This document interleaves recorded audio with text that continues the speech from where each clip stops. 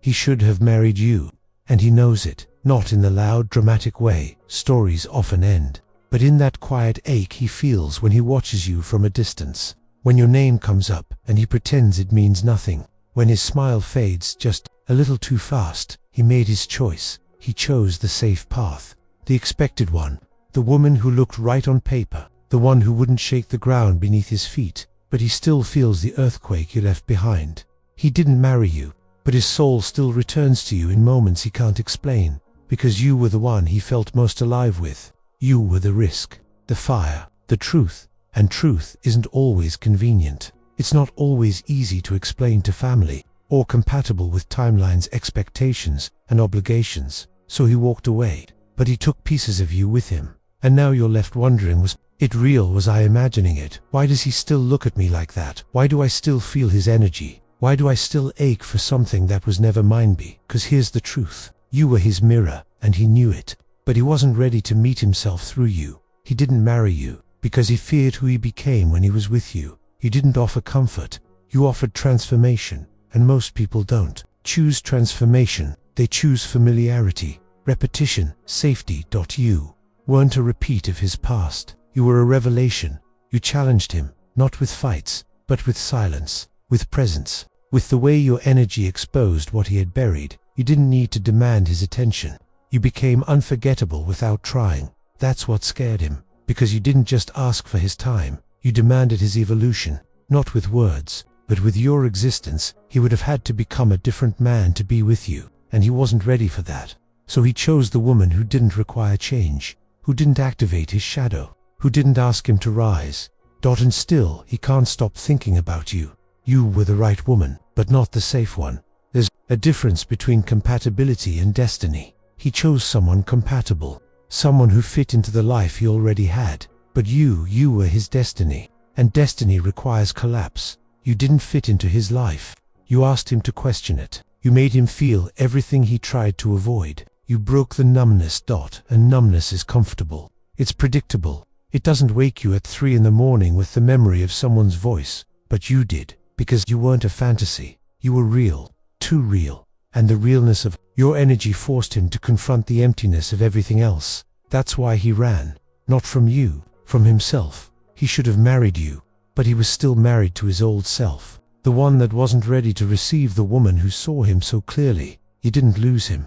You reflected him. There's pain in not being chosen, but even deeper pain in knowing you were seen, understood, felt, and still left behind. You know, he felt it. The way his energy shifted around you. The way his guard fell, even when his words pretended it didn't matter. The way he tried to act normal but couldn't, because your presence reminded him of the man he could have been.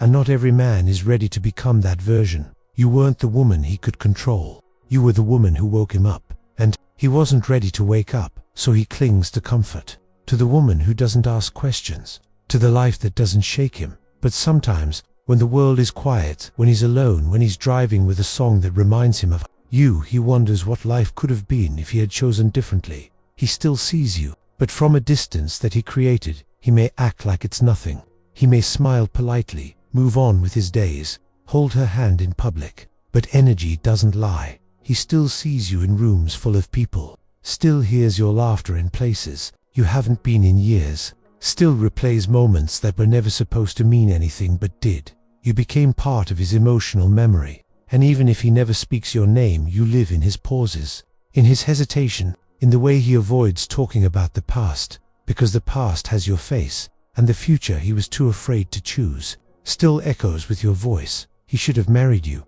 but he thought time would silence your presence. He thought distance would erase the feeling. He thought another woman would fill the gap, but she didn't, because you weren't a placeholder. You were the truth, and now the truth haunts him. Quietly, he doesn't speak of you, not because he forgot, but because he can't. There are names, too heavy to say out loud, names that carry weight, names that represent what could have been if he had been brave. And your name is one of them. He builds a life, takes photos, attends events, plays the role, but every now and then he sees a woman who laughs like you, smells a perfume that brings you back, reads a sentence that sounds like your voice, and he remembers not with words but with a feeling, a tug in his chest, a tension in his breath, a moment where he forgets who he is because for a second he feels who he could have been with you. And that feeling will never fully leave him because he should have married you, but he never did. Asterisk, you were the chapter he never finished reading, and it lingers, not because he wants to go back, but because a part of him never left. You weren't just a passing moment. You were a mirror of what was possible if he had chosen differently, if he had chosen truth over image, feeling over logic, courage over comfort. And now he carries that knowing quietly, like a weight pressed against his ribs. You may not hear from him, you may not see his name, but your energy still lives in his internal world, as a question, as a memory, as a version of himself. He couldn't hold on to you, weren't the safe choice, but you were the honest one. And one day he might tell himself he did the right thing, that he made the responsible decision, that he chose peace. But deep down he will always wonder what peace would have felt like if it had your eyes, your voice, your soul. He should have married you, and in some silent, sacred part of him he did. If this message speaks to something inside you, it's not a coincidence. The Jung method is a powerful tool for understanding why you attract certain energies and how to heal the patterns you didn't choose. The link is in the first comment. Only when you're ready. He didn't marry you, but his soul still flinches when he hears your name. It's subtle but real. That flicker in his eyes when someone mentions you in a casual story. The silence that follows your name, even if the conversation keeps going. The way he lowers his gaze, just for a second, to protect what's still sacred inside him. He tells himself he made the right decision, that he chose a stable, peaceful life, that the past is the past. But some energies don't stay in the past. They live in the spaces between words, in songs he skips, in dreams he doesn't speak of, and your presence, your memory still moves something in him, asterisk, and in the quiet corners of his life. He will feel it, not in noise, but in absence, not in what you said, but in what you were. A calm he never deserved, a fire he never learned to hold. He will try to name the emptiness, but he won't find the words, because it was never about words, it was about soul. And by the time he realizes that, you will have already returned to yourself, not bitter, not broken, but whole. And that version of you is no longer waiting to be chosen. She already chose herself, and that is the real ending.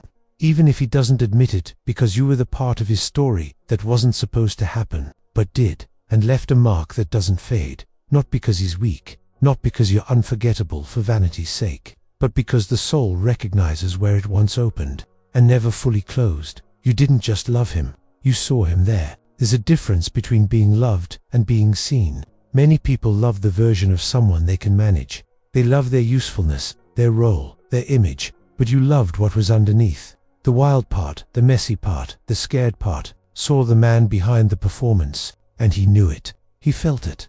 That's why he always softened around you, why he let the armor fall, even if only for a moment, why his eyes said more than his words ever could.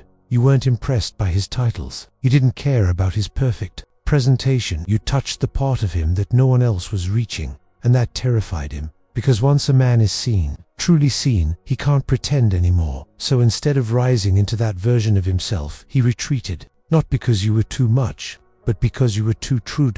And not every man is ready to live without his mask. He lives a life that looks full, but still feels incomplete. He has what looks like happiness, a home, a partner, a structured rhythm to his days, photos on the wall, laughter at the table. But deep inside, there's a quiet space that no one touches, a room he never invites anyone into, because that's where you live, not in obsession, not in fantasy, but in the ache of authenticity that never found a place to land. He keeps that part hidden, because if he opened it, the rest might crumble.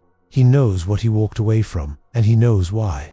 But that doesn't make the absence any less real. You were the path that would have required him to become, to feel deeper, to choose differently.